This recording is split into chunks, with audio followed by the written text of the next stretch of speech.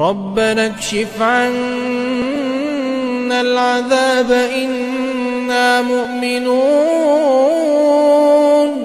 أنى لهم الذكرى وقد جاءهم رسول مبين ثم تولوا عنه وقالوا معلم مجنون إنا كاشف العذاب قليلا إنكم عائدون